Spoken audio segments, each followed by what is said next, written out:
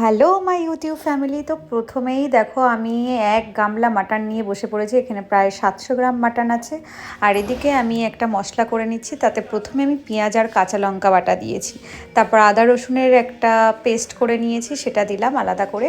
যেহেতু আমি পেঁয়াজটা অনেকটা দিতে হবে এই মাংসটাতে, কিন্তু একদম কম পেঁয়াজ দিলে ভালো লাগবে না। আর দিয়ে দিলাম 2 চামচ মতন টক দই।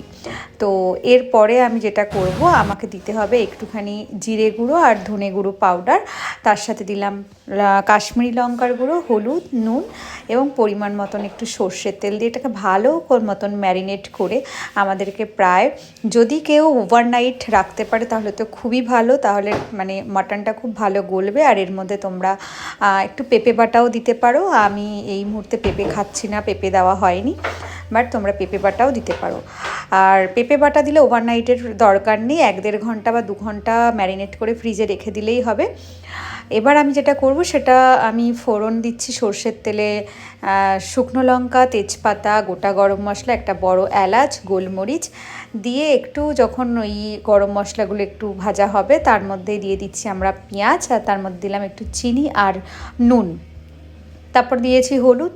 দিয়ে যখন বেশ সুন্দর একটা চিনিটাও ক্যারামেলাইজড হয়ে একটা দারুণ কালার আসবে, তারপরেই কিন্তু আমাদের একটু দিতে হবে কাশ্মীরি লঙ্কার গুঁড়ো। দিয়ে একটু ভালো করে কষিয়ে নিচ্ছি। কষানোর পরে এবার দিয়ে দেবো মাংসটা যে ম্যারিনেট করে রেখেছিলাম সেটা। আমি 1 ঘন্টা মতন ম্যারিনেট করেছিলাম। আর তোমরা চাইলে এটাকে ওভারনাইট ম্যারিনেট করতে পারো, তাহলে কিন্তু মাংসের টেস্টও ভালো হবে এবং সবথেকে বড় কথা মাটনটা তাড়াতাড়ি রান্নাও হবে, তাড়াতাড়ি সেদ্ধ হবে আর কি।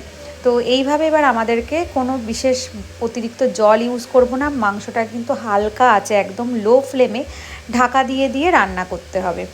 একদম ঢাকা দিয়ে দিয়ে বারবার নেড়ে নেড়ে দেখতে হবে, নাহলে তলায় লেগে যেতে পারে, মশলা পুড়ে যেতে পারে।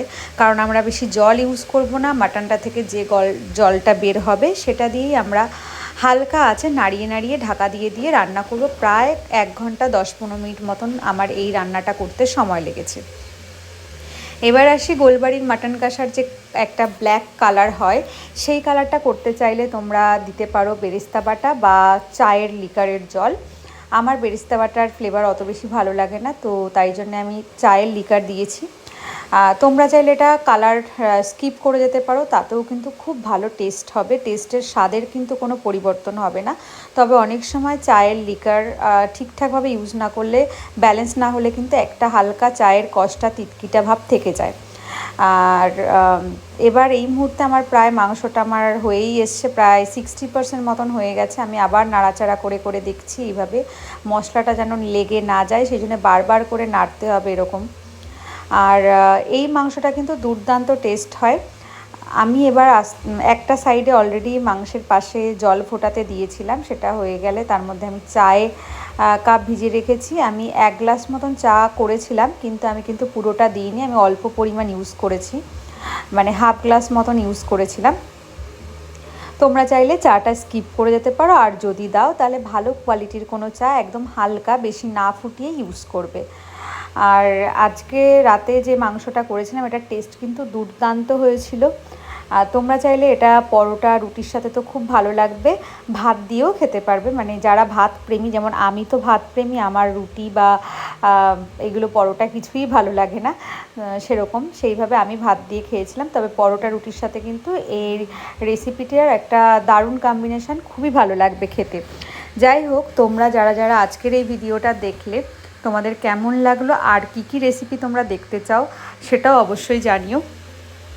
এদিকে আমার মাংস প্রায় শেষের দিকে, দেখো কালারটা কিন্তু অনেকটাই চেঞ্জ হয়েছে, বেশ অনেকটা চেঞ্জ হয়েছে। চা পাতা দেওয়ার পরেও আমি প্রায় 20 মিনিট মতন ঢেকে ঢেকে আবার রান্না করেছি, কারণ আমি অলরেডি চা পাতাটা যখন দিয়েছিলাম তার আগে আমার মাংস প্রায় 70% গলে গেছিলো। একদম নামানোর আগে সামান্য একটু ঘি আর একটু গরম মশলা গুঁড়ো দিয়ে আমি মাংসটা নামিয়েছিলাম। খেতে কিন্তু দুর্দান্ত স্বাদ হয়েছিল। তোমরা অবশ্যই এটা বাড়িতে ট্রাই করো। বারবার আমি বলে দিচ্ছি, তোমরা যদি চাও লিকারটা না ইউজ করতে পারো, তাতে হয়তো কালারটা এরকম কালচে একদম আসবে না, তবে খেতে কিন্তু দুর্দান্ত স্বাদ হবে। আর আজকে তো আমি এরকমভাবে মাংসটা করেছিলাম। তোমাদেরকে আবারও বলছি, যারা আমার চ্যানেলটাকে সাবস্ক্রাইব করোনি প্লিজ সাবস্ক্রাইব করো, আর আমার ভিডিওগুলো একবার ভিজিট করো। তোমাদের কীরকম ধরনের ভিডিও আগামীতে তোমরা দেখতে চাও অবশ্যই আমাকে জানিও। আর এই রেসিপিটা